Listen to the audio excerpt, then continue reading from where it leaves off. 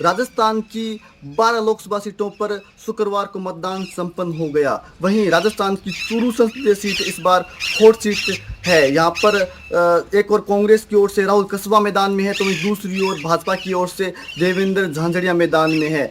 Churu Lok Sabha seat के ऊपर न सिर्फ राजस्थान बल्कि पूरे देश की निगाहें हैं, लेकिन यहाँ पर हुए शुक्रवार को मतदान प्रतिशत कम रहने की चर्चाएं भी जोरों पर रही। चूरू संसदीय सीट की बात करें तो यहाँ पर 62.98% मतदान हुआ। इसके अलावा गत चुनाव की बात करें तो गत चुनाव के अंदर अच्छी खासी वोटिंग है वो चूरू संसदीय सीट के ऊपर देखी गई, लेकिन इस बार मतदान प्रतिशत चूरू के अंदर कम रहा। जिसके पीछे की यदि वजह तलाशें तो पहली वजह यही आती है कि यहाँ पर एक तो शादी विवाह ज़्यादा थे, इसके अलावा तेज गर्मी और धूल भरी आंधी चलना रहा, जिसके चलते मतदाता हैं वो घरों में ही कैद रहे। मतदान केंद्रों के ऊपर मतदाताओं का रुझान है वो कम नजर आया, जिसके चलते चूरू के अंदर मतदान प्रतिशत है वो कम रहा। वहीं चूरू वैसे भी अपनी सर्दी और गर्मी के लिए जाना जाता है, लेकिन इस बार राजनीतिक तपिश भी चूरू के अंदर महसूस की गई। यहाँ पर चूरू मतदान की बात करें तो चूरू के अंदर मतदान है वो 2 घटनाएं सामने आई। इसके अलावा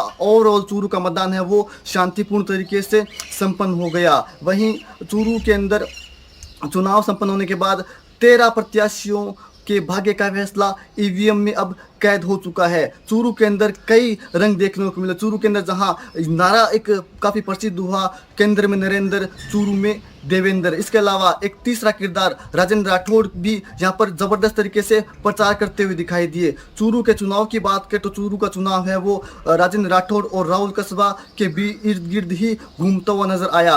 पर कोई बड़े मुद्दे यहाँ पर नहीं बन पाए।